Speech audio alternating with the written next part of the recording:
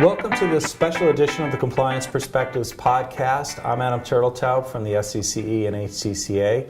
This is part 3 of our conversation with Gerry Zack, the incoming CEO of the SCCE and HCCA. Gerry, thanks again for joining us. My pleasure. Good to have you. And let's start. November 1st, 2017 was your official start as the interim CEO. What will be the official date that you become the CEO? That won't happen until March of 2019. The transition plan that the committee came up with is a very solid one that enables me to gradually work my way into that role, so that when Roy Snell and I make that transition in March of 2019, I'll be fully up to speed. I'll be ready to assume the role of CEO. And hopefully, obviously the goal there was to make it as seamless as possible. It's an odd thing, is it's something that's such a big change, but you want it to be as unnoticeable, I think, as possible when it happens. So that's a lot of time, as you mentioned, between now and then. Can you talk to us a little bit about how the transition is going to work? Yeah, sure. It's our plan, really these first couple months,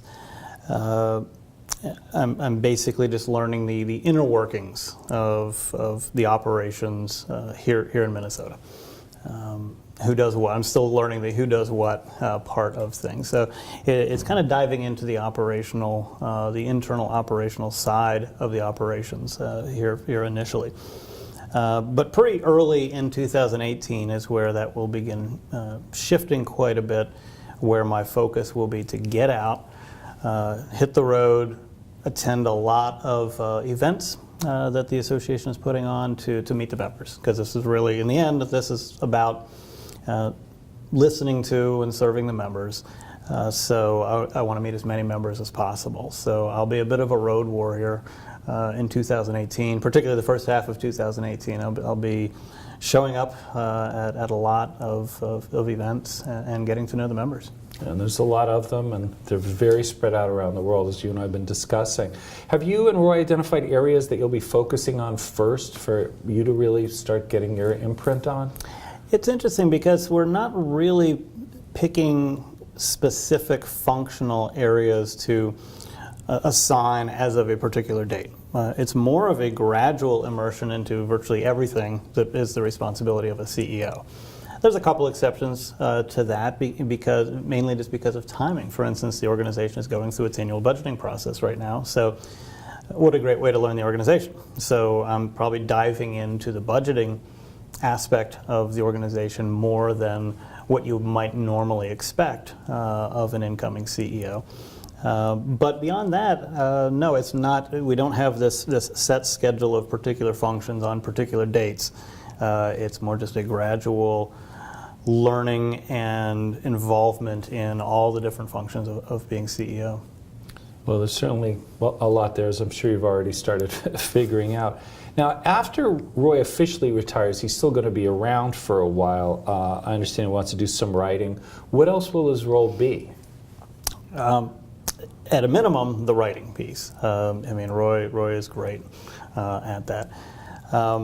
We haven't identified exactly what other role it will be, and I think that will just kind of naturally develop based upon what Roy's interests are, how much time Roy has to be able to devote to the organization after that. I mean, let's face it, this is Roy Snell. I'll take anything I can get at that point. To me, is this nothing but a benefit?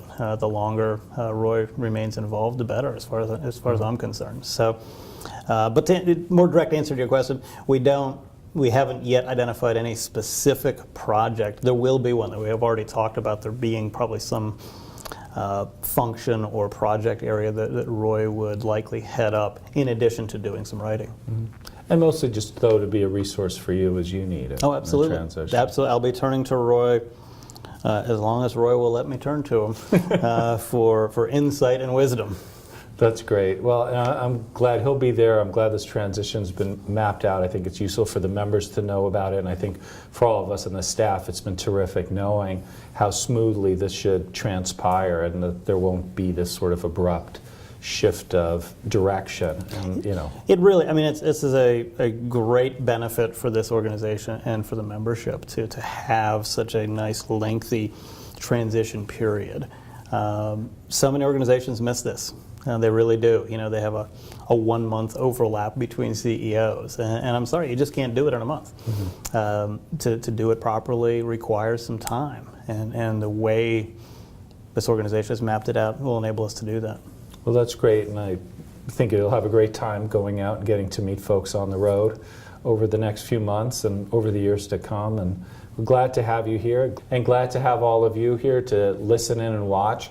This is Adam Turteltaub from the SCCE and HCCA saying I hope we were able to expand your compliance perspectives.